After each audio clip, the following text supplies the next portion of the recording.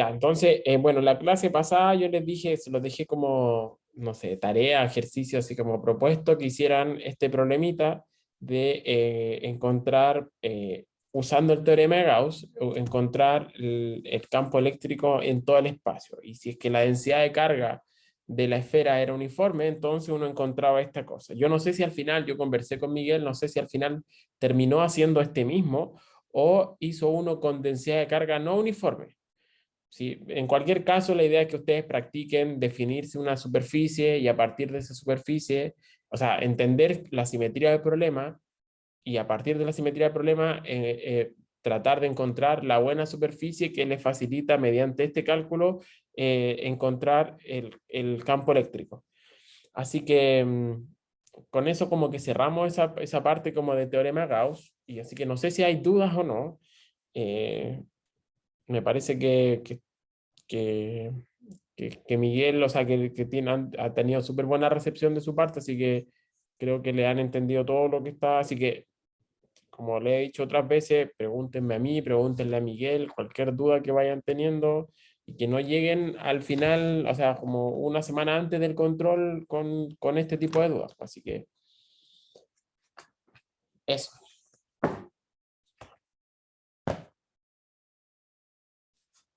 Ya, entonces, espérenme, ¿cómo acomodo esta cuestión? Ubicarlo por acá.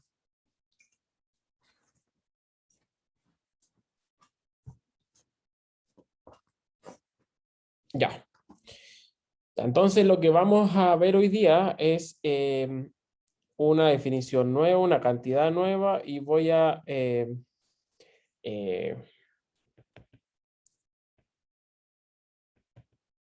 tratar de motivar por qué es importante, tanto como en el formalismo como en la parte práctica. Entonces, lo que vamos a ver hoy día es el potencial electrostático. Esto también lo vimos esencialmente, todos ustedes pasaron por física 2, obviamente, y lo vimos eh, en el curso de física 2 al final. Así que eh, tampoco es tan nuevo, pero obviamente el formalismo es distinto. Entonces, ¿de dónde sale un poco esto así como con las manos si queremos entender por qué es importante y es relevante tener esta definición de potencial escalar? Es porque, como ya vimos y nos hemos dado cuenta, el campo eléctrico, si bien nos ayuda a entender las situaciones, ahí hemos visto solo electrostática, pero sirve para otras situaciones también y es una cantidad súper importante. Pero tiene el problema de que al ser un campo vectorial es difícil de medir realmente. Es difícil, ¿por qué? Porque ustedes tienen que, si tengo un volumen cualquiera, así como este que está acá, entonces en cada punto del espacio vamos a tener una flechita que tengo que medir. Si yo quiero saber así como experimentalmente para dónde estaba apuntando el campo eléctrico, es súper difícil, porque tengo que definir como tres cantidades en cada punto del espacio, porque tiene tres componentes el campo eléctrico. Entonces, es difícil, o sea, hay técnicas experimentales que lo hacen, pero son más bien de visualización, medirlo, no es tan así como trivial. Entonces, todos los campos vectoriales tienen ese problema, pues sufren de ese problema de que son flechitas en el espacio. Entonces, por eso a nosotros nos gustaría definir y tener una cantidad que se relacione con ese campo eléctrico, pero que sea más fácil de medir. Y por eso es que uno llega a esta noción de potencial electrostático, que es un potencial escalar. So, lo importante es que ahora es una cantidad escalar, es un campo escalar. Colega, lo lamento, no tengo audífonos, se me quedaron hoy día. Lo siento. Ya, entonces, me concentré. Ya, entonces, ¿cuál es, así como ahora en el formalismo, qué es lo que tenemos? Tenemos que, nosotros ya vimos el teorema de Gauss, ¿cierto? El teorema de Gauss se escribía en su forma diferencial, se escribe así, por cierto. Si yo tengo una densidad de carga ρ, entonces eso se relaciona con el campo eléctrico mediante la divergencia, tal cual está acá. El problema es que esa ecuación por sí sola no es suficiente para encontrar eh,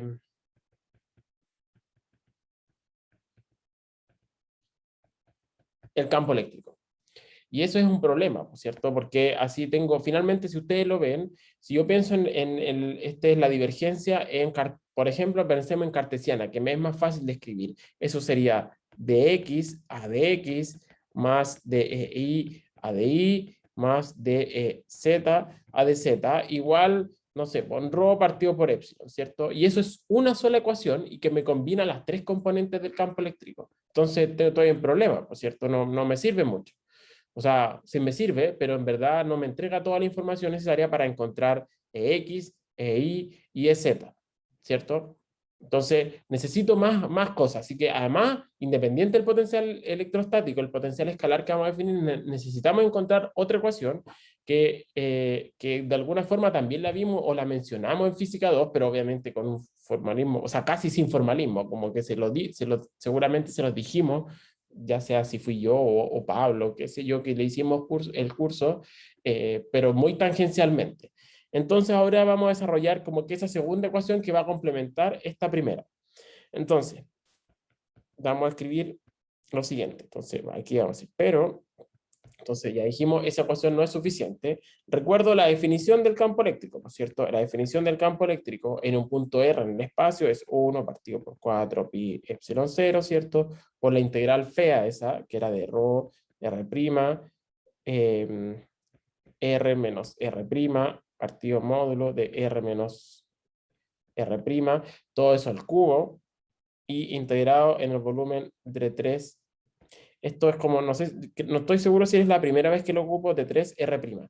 Si es que la primera vez que lo ocupo, no. Esto cuando yo escribo de 3R' es como lo mismo que yo escribiera dB'. Y si estuviese pensando en esférica, sería, o sea, en cartesiana, dx', dy', dz'. Son todas cosas equivalentes. ¿Sí? Así es una notación distinta, por si acaso. A veces lo ocupo así. ¿Sí? Lo importante es entender en cuál es la variable en la que estoy integrando. Estoy integrando en las variables prima porque el resultado está en las variables sin prima, ¿cierto? Entonces la integral es sobre el volumen contenido por las variables descrito por las variables con prima. Entonces aquí vamos a hacer, no sé qué hice. Entonces aquí vamos a hacer un enjuague como matemático, pero que lo hemos ocupado, o sea, lo vamos a ocupar además en otras oportunidades también, que es como bien estándar. Al principio parece así como sacado muy de la manga, pero en verdad no es tan, o sea, bueno, sí es de la manga la primera vez, pero es posible de demostrar. Al final yo no lo voy a demostrar así como con lujo de detalle, o sea, con ni un detalle, en verdad. Entonces, el punto es que voy a transformar esta integral que tengo acá, esta parte que es la más fea de la integral, la voy a escribir de la siguiente forma, como que eso es menos el gradiente, y aquí me voy a acordar un poco de las propiedades de las derivadas, aquí que no la voy a demostrar porque es con gradiente, así que es un poco feo la demostración, pero se puede hacer, y es la siguiente. Entonces, es como cuando uno tenía...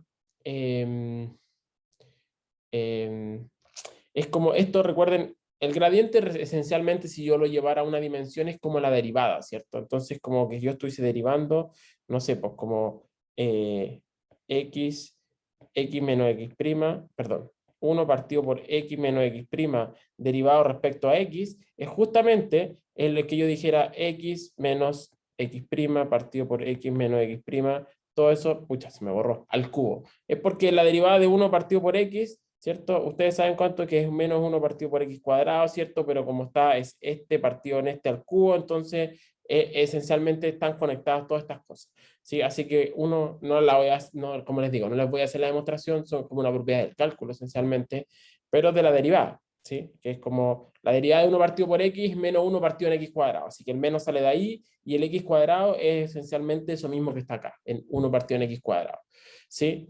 Así que, y recordando que además el gradiente, estoy pensando solamente donde, así como a modo de recordatorio, pero ustedes ya lo mencionamos, ¿cierto? El gradiente, recuerden que por definición, al menos en cartesianas lo voy a escribir, es el operador descrito de esa forma, más j de a de i más k de a de z, ¿sí?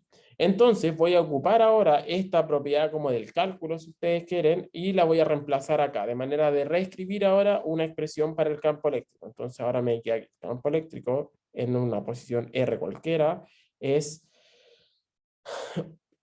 Déjeme ver cómo lo hice acá, espérame, así que metí el 4 pi epsilon 0, no, déjeme ver cómo avancé, o no lo metí. Entonces me queda 1 partido por 4 pi epsilon 0 por, aquí hay un menos, la integral de rho r', r menos r', ¿cierto? De 3 r', ¿cierto? Entonces lo que hice fue reemplazar, perdón, me faltó una cuestión.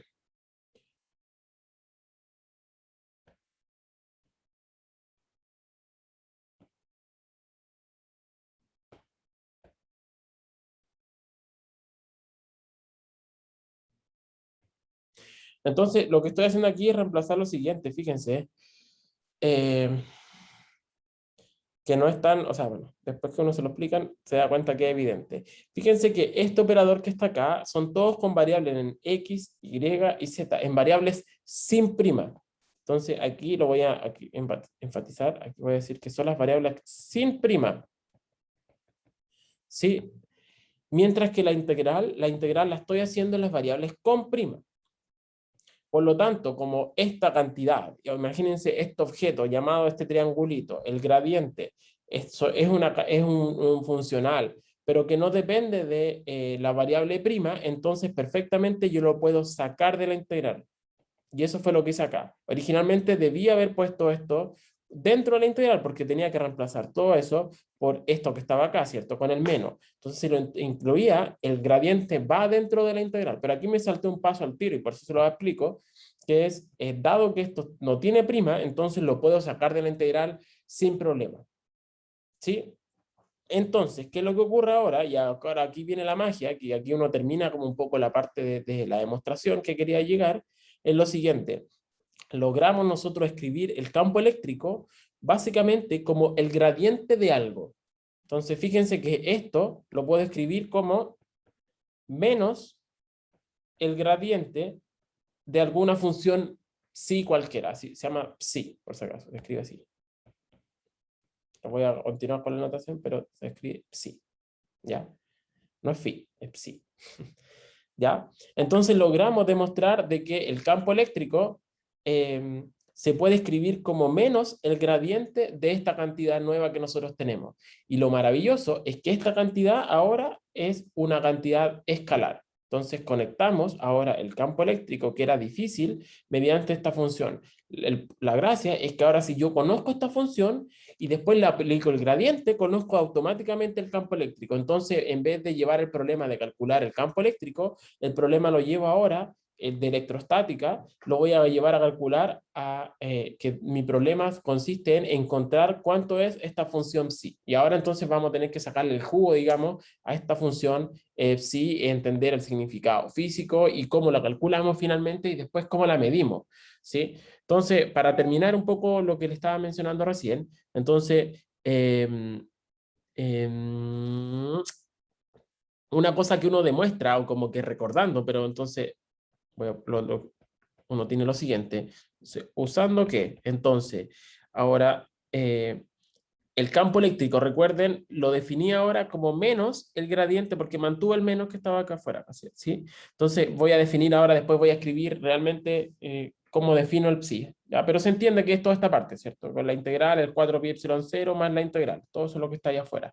Entonces, si usamos que el rotor del gradiente es cero para cualquier sí, esa es una propiedad del cálculo. El rotor de un gradiente de lo que sea siempre es cero. Si le calculo el rotor a cualquier gradiente de lo que sea, siempre me va a dar cero. Entonces, con eso concluimos que el rotor del campo eléctrico es cero. Y esa es una de las ecuaciones también que no, como fundamentales que nos faltaba, digamos, que ahora encontramos, si yo lo pienso ahora como un sistema de ecuaciones para encontrar el campo eléctrico, ahora esta ecuación que está acá, que el rotor del campo eléctrico es cero, se complementa con esta ley de Gauss que teníamos acá. ¿Sí? Entonces, esas ecuaciones, en principio, aunque uno en general, la verdad es que nunca lo hace así, en principio, con esta ecuación deberían bastar para encontrar las componentes del campo eléctrico.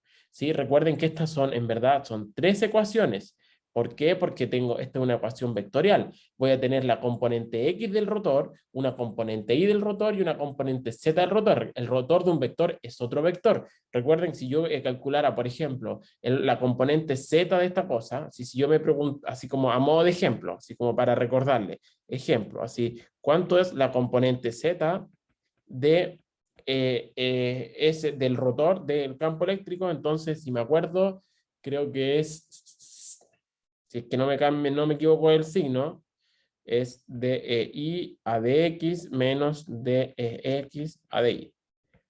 Y esto me está diciendo que es cero. La ecuación que está acá es cero. Pero también puedo calcular la componente del campo eléctrico Y también es cero y la Z también es cero. Son las tres ceros. ¿Sí? Esta lo hice a modo de ejemplo la del Z, pero en verdad son las tres ceros. Entonces tengo tres ecuaciones y tres incógnitas y se complementa con la otra, ¿sí? Porque tiene que ver también con las condiciones de borde. ¿Sí? En verdad no son ni siquiera tan independientes. ¿Sí? Así que eh, esta es una ecuación también fundamental y que vamos a ver, si bien esta no es una ecuación de Maxwell. ¿Por qué? Porque las ecuaciones de Maxwell son como las ecuaciones para el sistema completo, que es un sistema como donde tengo situaciones electromagnéticas y que además dependen del tiempo. Vamos a ver que esta ecuación que tengo acá, esta ecuación, cuando yo la vea e introduzca campos magnéticos y además introduzca campos magnéticos que dependen del tiempo, entonces esta ecuación va a verse modificada y voy a tener que se relaciona con la derivada temporal del campo magnético. El campo magnético es esta letra mayúscula B y vamos a ver que se relaciona con eso. Entonces, por eso es que no es en estricto rigor una ecuación de Maxwell, porque, o es una ecuación de Maxwell como reducida. ¿Por qué? Porque está en la situación solamente electrostática y magnetostática. ¿Sí? En general, esto no es cero, solo en este caso es cero, ¿sí? Porque estoy como ignorando cosas que dependan del tiempo y magnetismo y todo eso, ¿sí? Así que esta otra sí, básicamente sí se va a mantener, ¿sí? Así que, pero para efectos de toda esta primera parte y de las situaciones en las que vamos a ver por ahora, es una ecuación válida. El punto es que no la vamos a ocupar tanto porque no tiene, porque vamos a ver, porque para eso inventamos esta nueva cantidad llamada psi, que nos va a facilitar un poco la vida, no tanto tampoco, porque igual hay que integrar y calcular cosas feas, eh, pero nos va a servir después para otros, a medida que vayamos avanzando, vamos a ir encontrándole cada vez más utilidad a este potencial, sí, y además como que es más fácil también, no sé si es más fácil de interpretar, porque no hay nada más fácil que interpretar que una flechita que está apuntando por un lado para otro, pero es más fácil de medir definitivamente. ¿Ya? Sí, entonces, bueno, de todo lo anterior,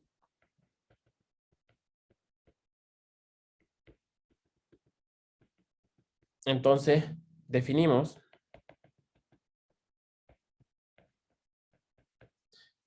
Pucha, aquí le puse otra letra griega al final. Le puse el phi mayúscula. Al final no sé cuál voy a ocupar. Ya lo voy a poner, voy a seguir con lo que tengo ahora. Pero vamos a definir entonces el potencial phi como 1 partido por 4 pi epsilon 0 por la integral de rho de r' partido por rho menos r' de 3R'. Obviamente esto lo hice en el volumen, así que por eso que está acá. Si yo tuviese distribuciones de carga que no fueran volumétricas y fueran superficiales, entonces eso se convierte en sigma y ese se convierte en un D2R porque sería mi elemento de superficie y no mi elemento de volumen. ¿Sí? Sería lo único que cambia. ¿Sí? Entonces, eh, y así entonces, donde el campo eléctrico se calcula como menos el gradiente de esta función phi. De hecho, es hasta más fácil de decir, fíjese. Sí. Sí, ya, entonces aquí es como ya definimos esta nueva cantidad, que entonces aquí lo voy a poner el nombre aquí al tiro, potencial electrostático. O potencial escalar, a veces le digo también.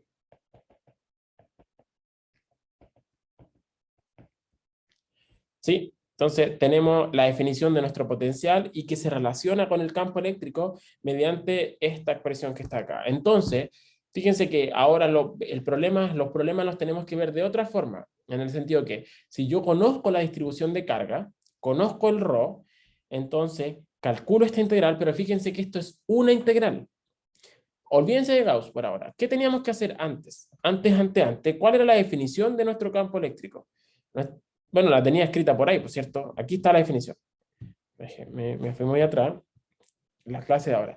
Esta era la definición cuando los primeros dos problemas, el primer problema que hicimos por definición fue bien feo, ¿cierto? Con Miguel también entiendo que hicieron problemas así por integración directa, y son horribles, ¿cierto? Porque a la larga son tres integrales, salvo en las situaciones donde yo por simetría puedo cachar de que hay una integral o dos integrales que se me hacen cero, como en el caso de la esfera. Si lo hago en esférica, entonces la integral según teta unitario, cero, la integral según phi unitario, cero, y la única integral que existía era la integral según r unitario, ¿cierto? Pero en situaciones sin simetría, yo tengo que calcular tres integrales, porque tengo este r menos r', así que son las componentes vectoriales. Tengo una componente, si estoy pensando en cartesiana, en x, y y z, y eso me va a dar x, y y z, ¿cierto? Entonces, es poco práctico, o sea, es peludo, ¿cierto? Y es trabajoso. Mientras que acá, esto es una sola integral, es una integral que tengo que calcular. ¿Sí? Entonces, ¿y de dónde sale? Porque aquí es el módulo, fíjense que es el módulo de la diferencia y esto es el ρ, entonces es una sola integral y que después, si yo me la ingenio para calcular esta integral, entonces mediante esta relación que me dice que es el que está asociado con el gradiente, entonces y en el gradiente en las coordenadas que corresponda. Si yo trabajé en cartesiana, entonces calculo el potencial en cartesiana, o sea, el gradiente en cartesiana, si en esférica, en esférica. Por muy feo que sea la expresión de el gradiente, ya sabemos que el gradiente es feo en esférica, sobre todo en esférica es muy feo, ¿cierto? Tiene hartos términos, pero son puras derivadas, po, y sabemos derivar desde chicos, ¿cierto? Entonces, si conozco el gradiente, o sea, el potencial, entonces, si ya sé derivar, entonces se acabó el problema y encontré el campo eléctrico, ¿sí? ¿Hay alguna pregunta acá, hasta acá, chiquillo, no?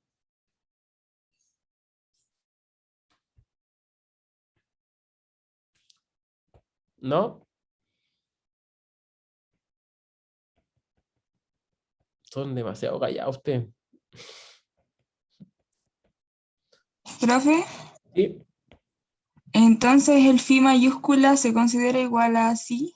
Sí, es que esto, mire, olvídense del psi. Este psi lo hice así como en términos genéricos, como de una función cualquiera, pero es que en algunos libros lo pueden encontrar como psi. Así que puede ser psi o phi mayúscula. De hecho, más adelante, en alguno, uno después derechamente habla de b, porque b, y aquí lo conecto con la realidad, que menos mal que me preguntaste. Phi, ¿en qué se mide? Esa es una buena pregunta, porque definió una cuestión y como que no lo aterrizamos nunca. Phi en verdad se mide en volts. ¿Sí? Vamos a ver ahora cuando lo conecte con lo que voy a presentar ahora, como con la interpretación física del phi. Phi es de verdad como que el voltaje con el que uno piensa así como de siempre. Sí, así que, pero cuando uno lo entiende, así que por eso en algunos lados, pero no en tanto, uno lo puede escribir como un VDR también, como un voltaje dependiente de la posición. Pero en este como formalismo estándar y en muchos libros lo van a encontrar como phi o como psi.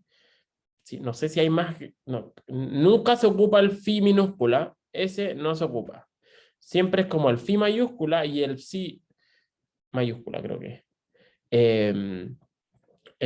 Pero también podría ser el B. Son distintas formas. Lo importante es que ustedes me entiendan, que yo sea consistente y que después ustedes en su desarrollo, con los que estén escribiendo, también sean consistentes consigo mismos. ¿Sí? Pero eh, sí, pero esencialmente esto es el voltaje, ¿sí? Se mide en volt y esto va a quedar más claro acá. ¿Sí? Entonces consideremos lo siguiente. Aquí voy a hacer un monito, ¿ya? Entonces, consideremos que tengo un campo, estoy en el espacio aquí cualquiera y tengo un campo eléctrico, ¿sí?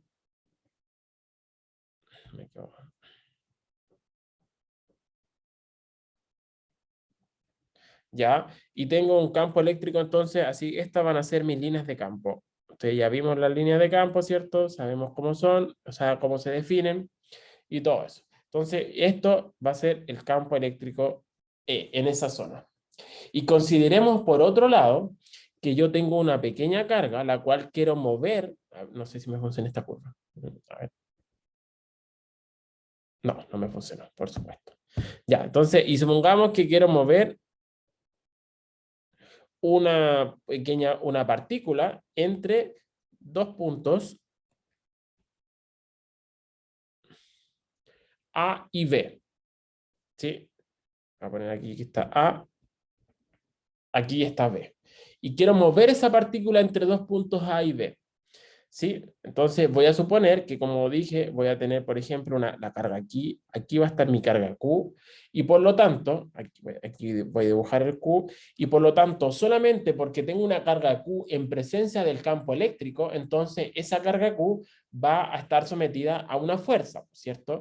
Entonces, eh, esa carga, aquí pones con otro color, va a estar sometida a una fuerza. ¿A qué fuerza? Bueno, va a depender de para dónde vaya la línea de campo en ese punto, pero como la hice todas como para abajo, entonces la fuerza eléctrica a la que va a estar sometida esa carga Q va a ser, va a ir para allá, ¿por cierto? Y esa va a ser la fuerza. ¿Sí? ¿Qué más? Espérame, ¿qué hice acá? Ya, entonces, y ojo, lo que yo quiero hacer, ya, entonces veamos hasta ahí, entonces voy a ir por parte y ahí voy completando el dibujo, me falta solo una parte. Entonces, ¿cuánto sería, como dijimos, la fuerza sobre Q? La fuerza sobre Q, entonces, ya sabemos que es Q por el campo eléctrico. Así es como definimos el campo eléctrico en primera instancia, ¿cierto? Cuando agarramos Coulomb, dividimos por la carga, por una de las cargas y dijimos, así es como se define el campo eléctrico. Así que de ahí sale, ¿cierto? Así que si conozco el campo, la interacción con la carga me genera esta fuerza que está acá. ¿Sí? Por otro lado, ¿cuánto vale el trabajo si yo ahora lo quiero llevar en términos de energía? Porque recuerden, la fuerza también es una cantidad vectorial, porque de hecho nos está diciendo acá que tienen la misma dirección y el mismo sentido que el campo eléctrico. O sea, si la carga es positiva, la fuerza va para el mismo lado que el campo eléctrico, porque están conectadas por esta ecuación, ¿por cierto? Entonces, llevemos esto a cuestiones que podría trabajar un poco más fácil. ¿No? Hasta en física uno no aprendió que cuando hacía las cosas con energía podían ser más fáciles que cuando lo hacía por fuerza, ¿cierto? Entonces, calculemos esto. Calculemos ahora, por ejemplo, si yo quiero decir cuánto trabajo me cuesta mover la carga de A B. Este es el trabajo que tengo que hacer sobre la carga Q. ¿Sí? ¿Cuánto es el trabajo? ¿Cómo definiría entonces el trabajo que tengo que hacer para mover la carga entre A y B? Entonces, esto era la letra W, ¿cierto? De trabajo en inglés. Entonces, esto se define como, lo habíamos visto, esencialmente, esto se define como de la siguiente forma.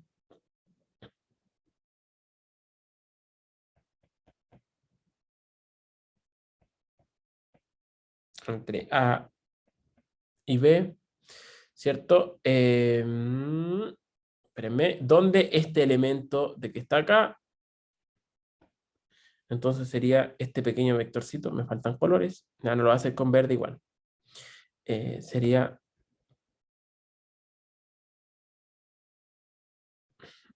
lo voy a hacer más grueso ya, porque si no, no se ve.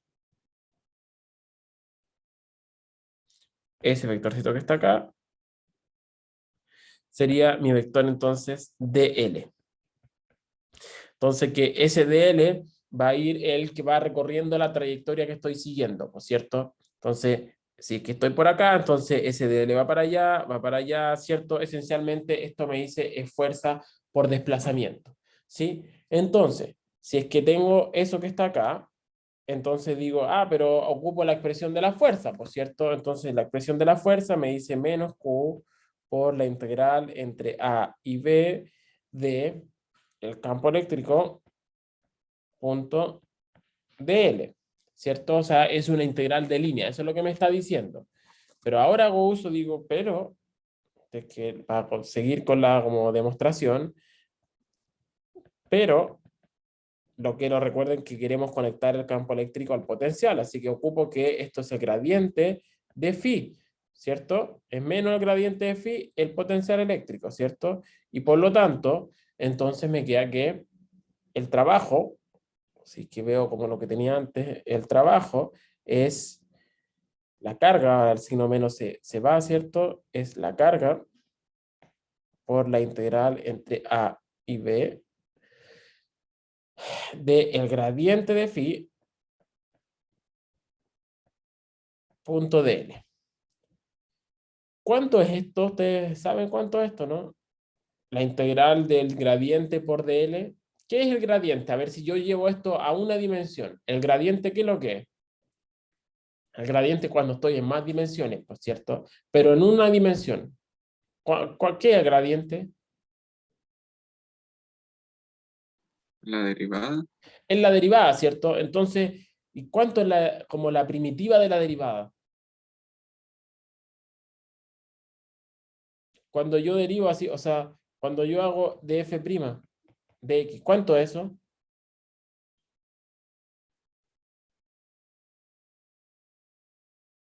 O de otra forma, chiquillos. Cuando tengo de y a dx, integrado en dx, ¿cuánto es eso?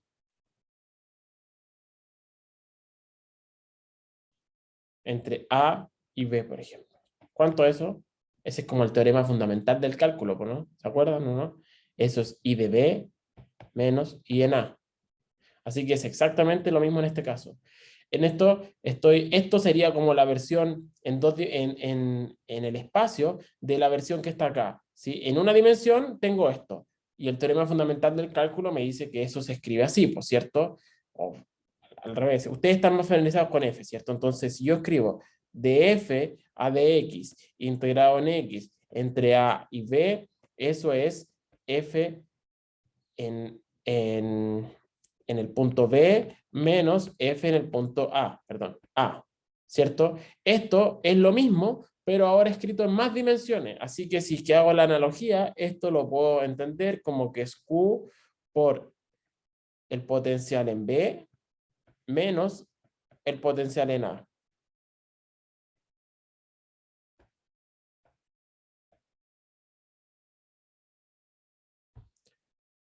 ¿Sí? ¿Se entendió, chiquillo? ¿No? Es como que solo el teorema fundamental del cálculo, pero ahora ocupado como aplicada a más variables.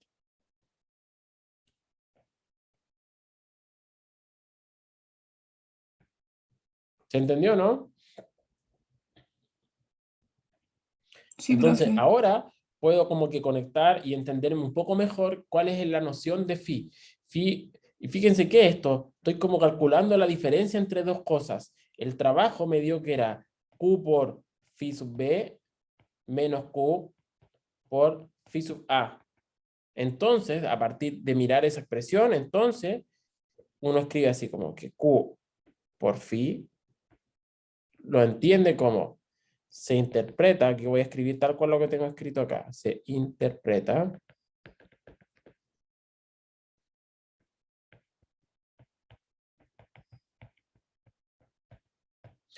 como la energía potencial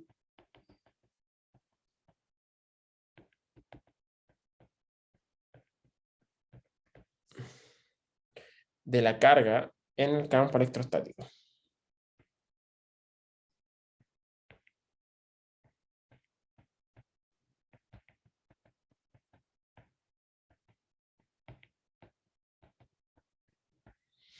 Así es como lo entiendo, ¿ven? Entonces aquí veo como que el trabajo corresponde a la diferencia de energía.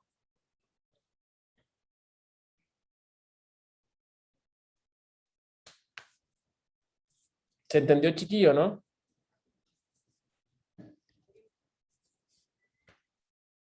¿Sí o no?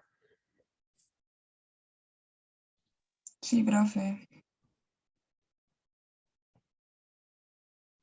Entonces, un ejemplo como del cálculo de esto.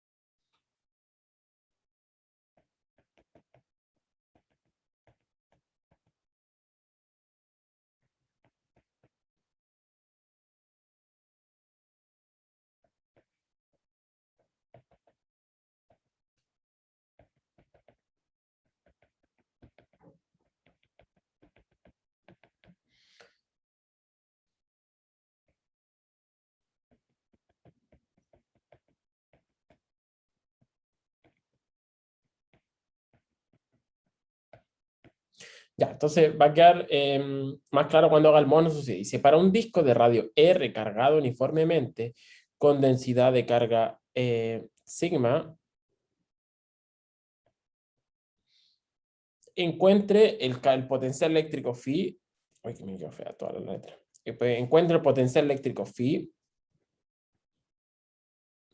a lo largo del eje central perpendicular al disco. O sea, ¿qué dice esto? En otras palabras, lo siguiente.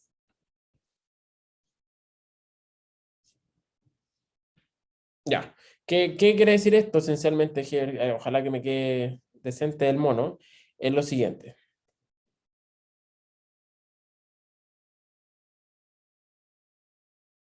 Ya, más o menos. Entonces,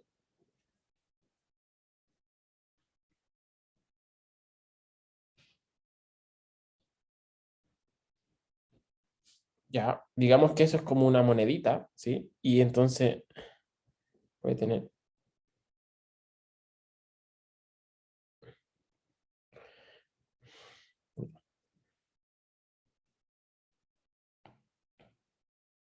Qué ojo como torsión.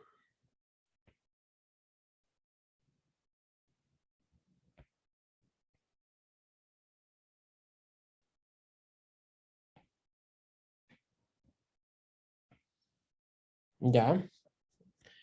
Y entonces me están pidiendo que calcule el potencial eléctrico en un punto P por acá. Eso es lo que me están pidiendo.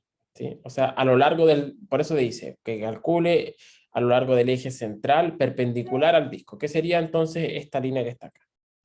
¿Sí? En otros puntos por acá, obviamente también se puede calcular, pero va a ser mucho más difícil y por eso que se les pide en este caso solo calcular en esa línea que está acá. ¿Sí? Entonces, una cuestión que tengo que ver al tiro es que la densidad de carga que está acá es superficial porque me dice un disco, ¿sí? Quiere decir que es delgadito, no es un volumen, así que es una densidad de carga superficial y por eso es que dice sigma, no lo, o si no lo hubiesen puesto rho, pero dice sigma, así que es superficie la que tengo que considerar. Ya, pues, considerando este problema, entonces, ¿qué tipo de coordenadas se les ocurriría a ustedes para calcular esta integral? Recuerden que tenemos que calcular ¿qué integral?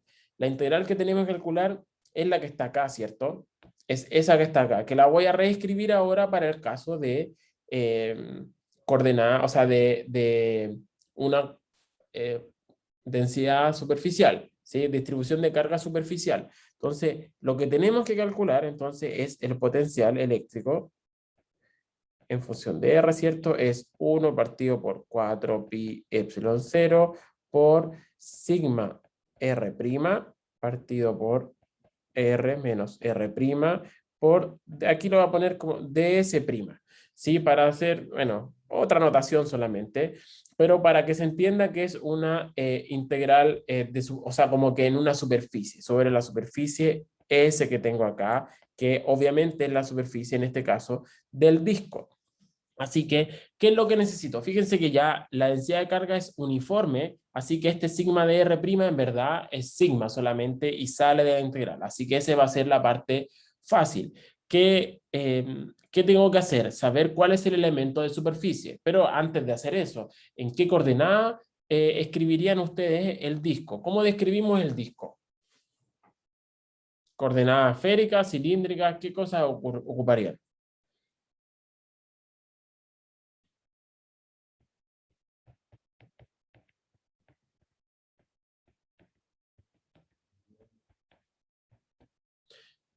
Cilíndrica, excelente, ¿cierto? Porque está como cantadito, esto es como un cilindro pero achatado, ¿cierto? Entonces, cilíndrica es la que vamos a ocupar. Entonces, en esas coordenadas cilíndricas, ¿cuánto vale este ds', que es la integral que tenemos que calcular? ¿Sí? ¿Cuánto sería el elemento de superficie en este caso? ¿Se acuerdan o no? ¿Qué es lo que está variando?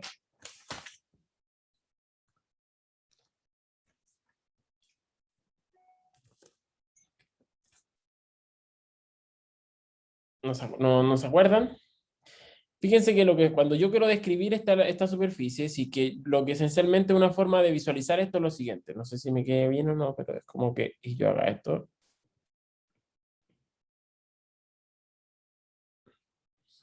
No me quedo muy bien.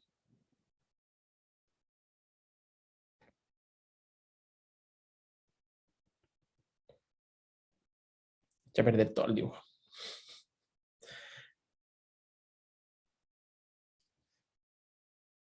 Ya, pero esencialmente lo que quiero es mostrar cuánto vale ese pequeño aro. Cuando yo estoy haciendo esto, como que voy a separar en pequeños anillos y que sumados esos anillos me van a dar la superficie completa. ¿Sí? Entonces, en ese caso, ¿qué digo? ¿Qué es lo que está variando acá? Lo que está variando, recuerden que las coordenadas en cilíndricas son ρ, θ y z, ¿cierto? En este caso, ¿z cambia o no cambia?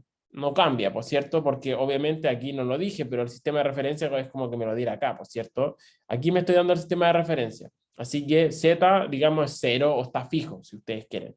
¿Sí? Así que z, en ese caso, no cambia. Lo que está cambiando es θ, así como un θ más delta θ para describir esa superficie, y ρ a un ρ más delta ρ.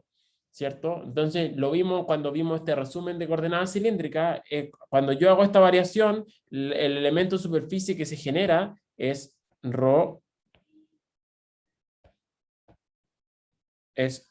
voy a hacer así ahora bien riguroso, pero se van a dar cuenta que no es necesario. Ρ de θ prima de ρ prima. ¿Sí? Esto es el cambio asociado a θ y esto es el cambio asociado a ρ directamente. ¿Sí? Así que así es como se escribe el elemento de superficie en cilíndricas para describir esa parte. ¿Sí? Ya, pues entonces, ¿qué es lo que me falta? Ya, tengo eso, estoy listo, ¿cierto? Tengo eso, estoy listo. ¿Qué me falta calcular? O sea, R menos R'. Entonces, ¿qué es lo que es R y qué es lo que es R'? Recuerden, R es el punto donde yo quiero calcular el campo eléctrico o, en este caso, el potencial eléctrico. ¿Cuál sería en este caso? Se refiere a la posición del punto P. Como está en el eje Z, o sea, como está acá, obviamente, y estamos ocupando coordenadas cilíndricas, ¿cierto? Como que acostadas, para allá mido el Z, ¿cierto? Sí, lo voy a poner acá, aquí, para allá mido el Z, ¿cierto? Entonces voy a decir que las coordenadas de ese punto P es justamente Z. Así que el vector, recuerden, R es donde yo quiero medir. Así que con eso me queda que el vector R es justamente Z por K'. ¿Sí? ¿Qué pasa para el vector R'? ¿Cómo calculo cuál es el vector R'? R' son los puntos que, las coordenadas con prima son los puntos donde está la carga. O sea, acá, ahí es donde está contenida la carga, ¿cierto? ¿Cómo describo la posición de un punto cualquiera sobre el disco en coordenadas cilíndricas? ¿Alguien se acuerda o no? ¿Cómo se describe un punto cualquiera en coordenadas cilíndricas? Siempre, si yo les doy un punto cualquiera en el espacio, un punto Q en el espacio, ¿cómo se describe? Eso se describe como ρ' según ρ unitario más Z' según K unitario, ¿cierto? Eso es en general. Un punto cualquiera tiene coordenadas, si yo escribo esto, ¿cierto? Tiene coordenadas acá, ¿cierto? Y digo, tengo esto, y esa es la coordenada Z, y la distancia acá es la distancia ρ, y eso se describe, ¿cierto? Es el punto P que yo quiero describir, ¿cierto? Ese es mi sistema de coordenadas.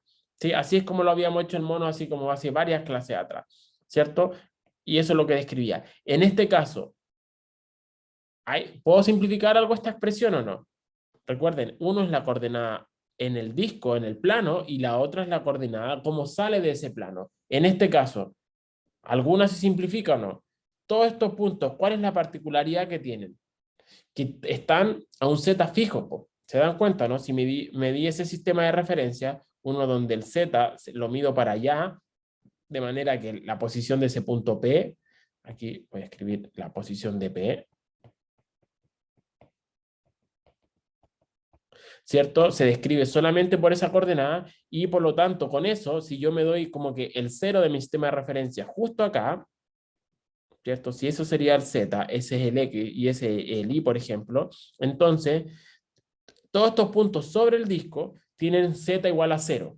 Así que este término se simplifica y eso vale efectivamente 0 y por lo tanto las coordenadas sobre el disco se describen simplemente como ρ' según ρ unitario. ¿Sí? Por lo tanto, ¿cuánto vale ahora R menos R'? Voy a escribir R menos R' primero. R menos R' como vector. Entonces te voy a agarrar, va a ser r'O' según rho unitario, menos z según k unitario. Y por lo tanto, ¿cuánto vale ahora el módulo de ese vector? El módulo del vector r menos r'.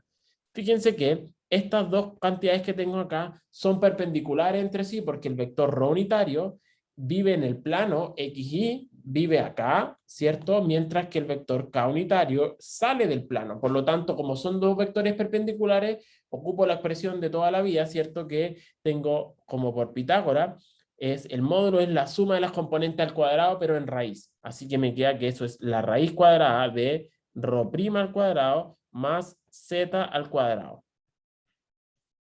¿Sí? ¿Se va entendiendo, chiquillos, o no?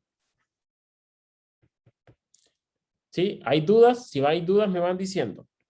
Entonces, como yo quiero calcular el potencial eléctrico en un punto P cualquiera, o sea, en el punto P, que ya sabemos que está aquí justamente en este punto y no tiene más coordenadas, o sea, vive solo en el eje Z, entonces voy a poner al tiro que el potencial sobre el eje Z ahora va a ser 1 partido por 4 pi epsilon 0 por la integral, ¿cierto? De, ¿qué tengo acá? Recuerden, sigma ds'. Entonces, sigma lo voy a poner igual. Voy a hacer sigma, pero que ya sé que es una constante. Esto era rho' de teta prima de rho' partido por esta cuestión fea que teníamos recién, ¿cierto? La raíz cuadrada de rho' al cuadrado más z al cuadrado. Entonces, fíjense que nuevamente, como les va a hacer enfatizar, la integral están hechas en las coordenadas con prima. Entonces, para efectos de la integral, este z al cuadrado es una constante y el rho es una constante. O sea, el sigma es una constante, ¿cierto? Ya, pues, ahora por último, ¿qué me falta para escribir formalmente esta integral? ¿Qué es lo que tengo que hacer? Escribir los límites, ¿cierto? ¿Cuáles son los límites para la variable teta prima? Para variable teta prima, obviamente lo que tengo que hacer es la que me sirve para describir el círculo completo, así que tengo que hacer entre 0 y 2pi, ¿cierto? ¿Cuál es la variable asociada a rho'? Tengo que describir nuevamente el círculo completo y eso en esta variable es entre 0 y r, ¿cierto? Así que va a ser entre 0 y r es el límite de integración. La primera integral es realmente trivial porque como no hay teta aquí en ninguna parte, ni en el numerador ni en el denominador, integro al tiro. Así que sale un 2pi directamente porque como al integrar, como es una constante, sale el límite de integración. Entre 0 y 2pi entonces es 2pi y por lo tanto me va a quedar 2pi y también me sale el sigma, así que el sigma, como dije, era una constante, dividido por 4 pi epsilon 0 por la integral de entre 0 y r de rho' partido por rho' al cuadrado más z al cuadrado. ¿Alguien sabe cuánto es integral o cómo se hace, no? O sea, más que cómo se hace, porque está lista prácticamente. Esa es una integral como conocida. Se ve fea, pero es conocida. ¿Se acuerdan cómo se hace, no?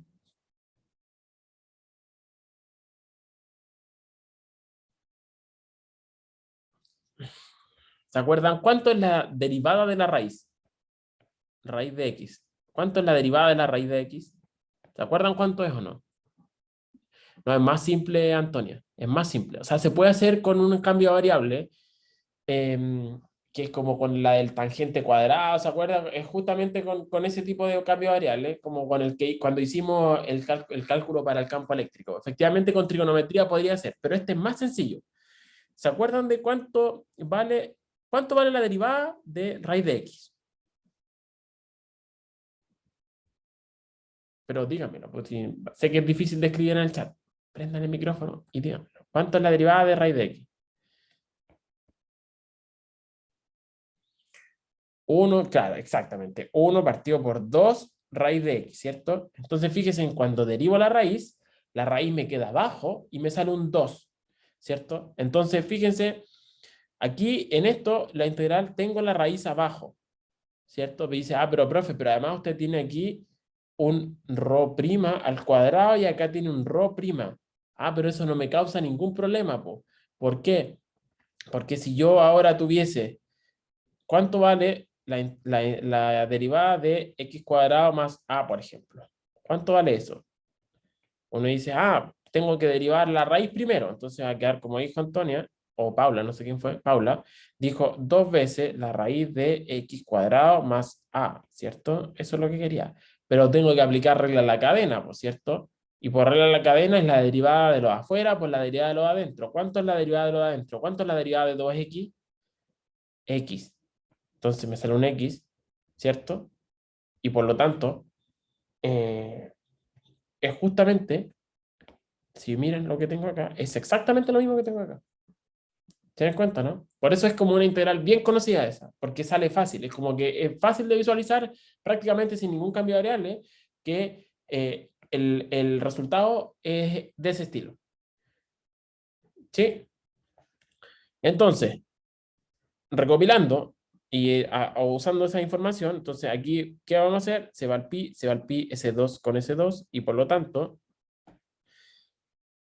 perdón, la derivada de x cuadrado era 2x, así que se van los dos, y por eso es que este resultado es finalmente, fíjense que aquí me queda sigma partido por 2 epsilon 0 por la raíz de rho' al cuadrado más z al cuadrado evaluado entre 0 y r. Recuerden que z en este caso siempre fue como, a efectos de esto, es como una constante. Toda la integración fue en las variables primas. Así que tengo que evaluar esta función cuando rho' vale r y cuando rho' vale 0. Así es que con eso, entonces usted, ¿a qué vamos a llegar? A que phi de z, y llegamos a nuestro resultado final, es sigma partido por 2 epsilon 0 por la raíz cuadrada de r cuadrado más z cuadrado menos, esencialmente es el módulo de z, si lo hago más formal, porque esto me serviría para z positivo o para z negativo. ¿Sí? La raíz de z cuadrado es el módulo de z, ¿sí? Así es que encontramos nuestro resultado final. Fíjense que pese, o sea, yo lo hice más largo porque, o sea, y se ve más largo, que me demoré harto rato y todo, pero lo bonito es que fue solo una integral, ¿sí? Entonces encontramos cuánto vale el potencial eléctrico como función de z, a lo largo del eje, o sea, a lo largo del eje Z, ¿cierto? Por eso es que no depende nada más que de Z, porque no nos paramos en un punto cualquiera, nos paramos justo a lo largo del eje, ¿sí? Entonces, lo último, ¿qué tienen que hacer si ahora yo les pregunto cuánto vale el campo eléctrico en un punto por acá? ¿Cuánto es lo que siente el campo eléctrico de este puntito que está acá? ¿Qué tienen que hacer? ¿Se acuerdan? Dice, el campo eléctrico es menos el gradiente de la función phi. Y como la función phi ya la tengo, al menos la tengo a lo largo de esta línea, entonces sí ustedes van a poder calcular cuánto vale, o dicho de otra forma. Con esto voy a terminar, chiquillos. Me fui para otro lado. Con esto termino. Entonces, ¿cuánto vale el campo eléctrico? Esa es un poco la pregunta.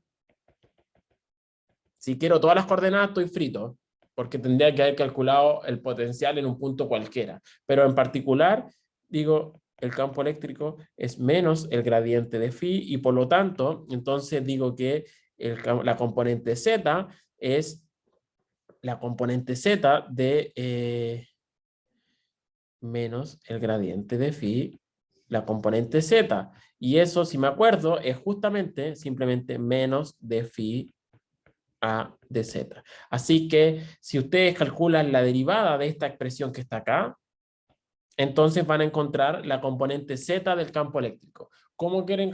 Para las otras componentes están jodidos, porque las otras componentes necesitan la información de cómo cambia el campo, el potencial en R y en θ, ¿sí? En este caso lo hicimos en el caso súper simple, así que solo podría calcular la componente z del campo eléctrico, porque hice un cálculo simplificado. Pero calculando las derivadas de esta cuestión, entonces que es trivial, ¿cierto? La derivada de la raíz es la misma que hicimos recién, pues 1 partido de la raíz, ¿cierto? La misma cuestión. Entonces nos daría cuánto vale el campo eléctrico como función de Z. ¿Sí? Así que con eso terminamos, chiquillos. No sé si hay dudas. Si quieren, así como a modo de ejercicio, ustedes pueden calcular cuánto vale el potencial eléctrico, por ejemplo, si ustedes ya vimos el disco, vean el caso del alambre infinito. Pues si tienen un alambre infinito, densidad de carga sigma, entonces calculen el potencial eléctrico en todo el espacio.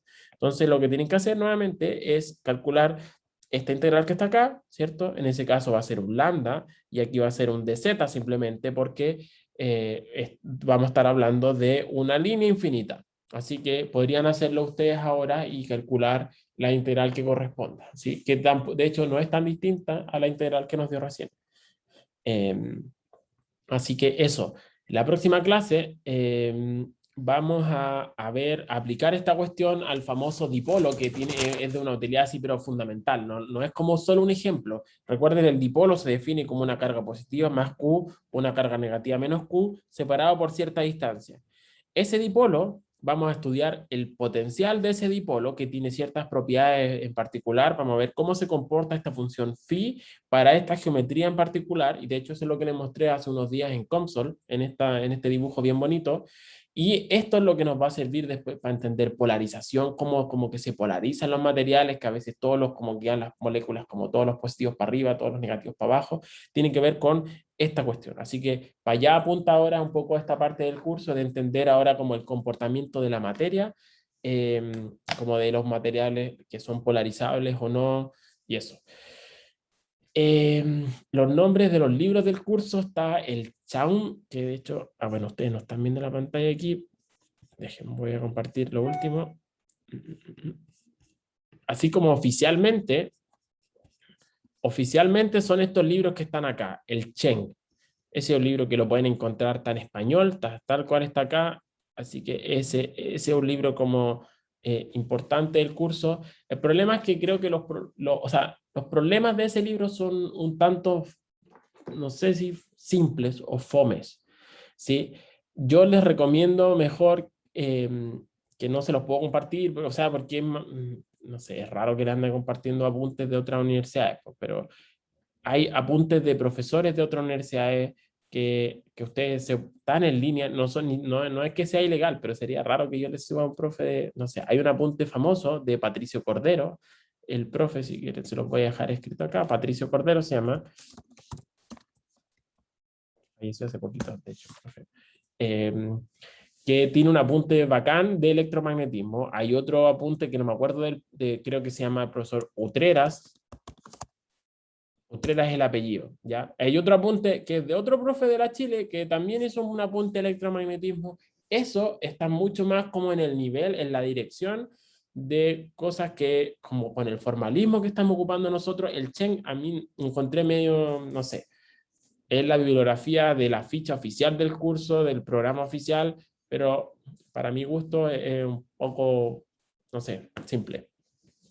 El Segway es para cosas así muy conceptuales que quieran entender, así como muy de cómo funcionan las cuestiones, pero claramente no está en el problema del Segway, ni se parecen a los problemas que hacemos nosotros. Pues, así que vean el Segway si quieren entender, no sé, conceptualmente algunas cantidades, pero no para efectos de seguir el formalismo, porque el Segway es demasiado simple, o sea, no es del nivel de este curso, claramente. O sea, no. Ustedes son eléctricos, así que no podemos hacer un curso así de charcha de electromagnetismo. Así que busquen los apuntes de estos profes. Creo que el apunte de Utreras incluso tiene problemas resueltos, así que también les sirve, aunque siempre les aconsejo, ojo con los problemas resueltos, no porque estén malos, sino porque uno a veces se mal acostumbra y entiende mucho los problemas resueltos, y eso también es el consejo para las ayudantías, que usted, no sé bien cuál es la modalidad en la que Miguel hace las ayudantías, pero intuyo que simplemente llega y los hace, ¿o no? ¿O los da tiempo a ustedes para hacerlo? ¿Cómo lo hace?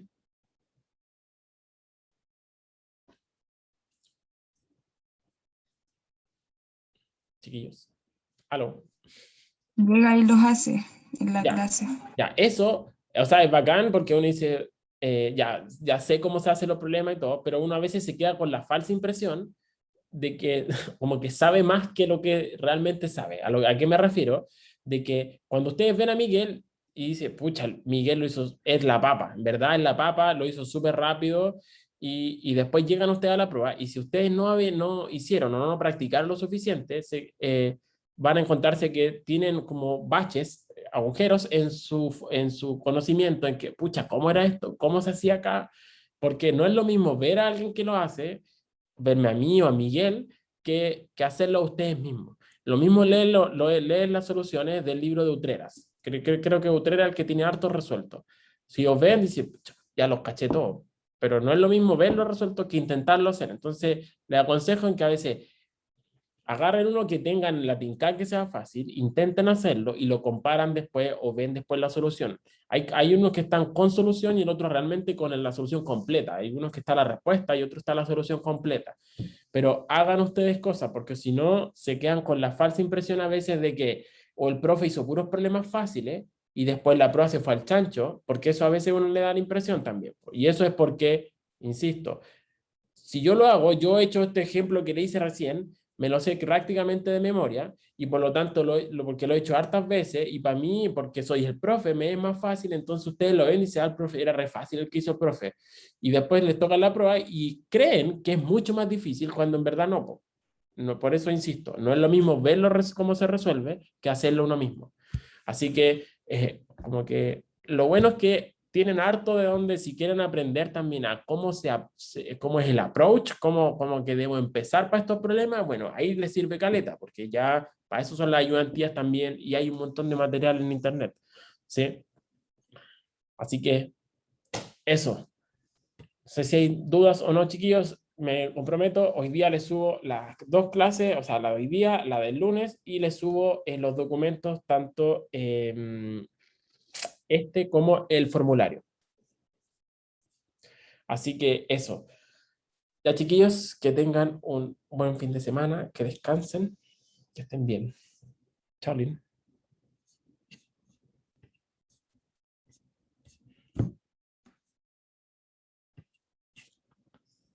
Chao, chao.